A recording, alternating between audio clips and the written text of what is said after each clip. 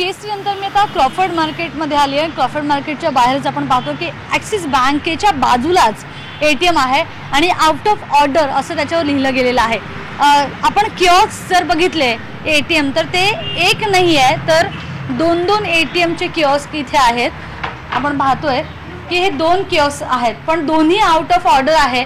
म्हणजेच काय तर कॅश नाही आहे आणि यासाठी आउट ऑफ ऑर्डर म्हणून लिहिलं जात आहे। साहजिकच आहे, पैसे काढायला येणाऱ्यांना आउट ऑफ ऑर्डर बघून दुसरीकडे जावं लागतंय। क्रॉफर्ड मार्केटमध्येच ॲक्सिस बँकेच्या बाजूला आहे इंडसइंड बँकेचं एटीएम। तिकडे जाऊया, आपण बघूया काय आहे परिस्थिती। खरं तर आतमध्ये जायची गरजच नाही आहे कारण या बँकेच्या एटीएमच्या बाहेरच लिहिलं आहे की एटीएम आउट ऑफ कॅश। अगदी खरं लिहिलं आहे आणि आपण पाहतोय की क्रॉफर्ड मार्केटमधलं हे दुसरं असे एटीएम आहे जे बंद आहे। रियालिटी चेकमध्ये रियालिटी आपल्या नजरेसमोर येते, आपल्या डोळ्यासमोर येते की कशा पद्धतीनं या एटीएममध्ये पैसे नसल्यानं एटीएम बंद आहेत। परिणामी पैसे काढायला आलेल्या लोकांना परत जावं लागतंय। आणखी पुढे बघूया, एक HDFCचं एटीएम आहे बँकेच्या बाजूलाच, तिकडे काय परिस्थिती आहे।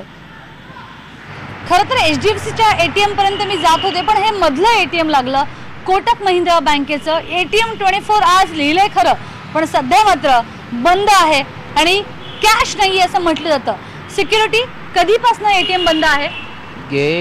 ते प्रिंट बसवली नाही ना अजून। 2000ची प्रिंट आणि मशीन पण खराब आहे याची। अच्छा, त्यामुळे पण कधीपासून बंद आहे? आता हे 4-5 दिवस झाले बंद आहे। 4-5 दिवस एटीएमचं बंद असणं अनेकांना परवडणारं नाहीये कारण या नोटाबंदीच्या निर्णयानंतर काय परिस्थिती आहे आपण पाहतोय। लोकांना पैसे काढता येत नाहीये आणि त्यातही एटीएम बंद, बँकांच्या बाहेर भल्या मोठ्या रांगा, असं सगळं सुरू आहे। या रियालिटी चेकमध्ये आणखी पुढची बँक बघूया, HDFC बँक। तर HDFC बँकेच्या बाजूलाच आहे HDFCचं एटीएम पण या बँकेच्या एटीएमचं सरळ शटर डाऊन आहे आपण पाहतोय आणि हाताने एटीएम बंद आहे असं चिठ्ठी ते चिटकवली गेलेली आहे।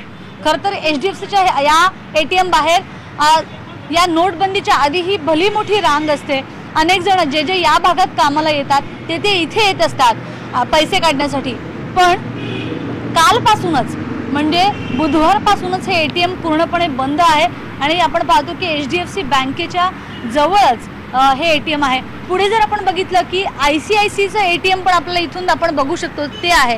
तेही बघूया की ते सुरू आहे का की त्याच्या बाहेरही, त्या एटीएम बाहेरही अशी चिठ्ठी चिटकवली गेलेली आहे। पण जरा बघूया काय परिस्थिती आहे इथली। खरं तर किती लोकांना त्रास होतोय यासाठी हे रियालिटी चेक करणं गरजेचं होतं पण आपण पाहतो की ICICI बँकचं एटीएम पण इथे आपल्याला बंद दिसतंय। खरं तर हा एटीएमचा भाग आहे आणि अशा परिस्थितीमध्ये माणसांनी करायचं काय? कारण आता आपण इथे 5 एटीएम बघितले, हे 5च्या 5 एटीएम बंद आहेत। CST वरचे 5 पैकी 3 आणि तोही फक्त SBIची सुरू होते। म्हणजे जर बघितलं 10 एटीएम पैकी साधारणतः 7 एटीएम बंद आहेत। 10 पैकी 7 आपण जर रेशिओ बघितला तर सगळ्यांना लक्षात येईल की या रियालिटी चेकवरनं की आम्हाला जर पैसे काढायचे असतील तर कुठे आणि कसं फिरावं लागतंय।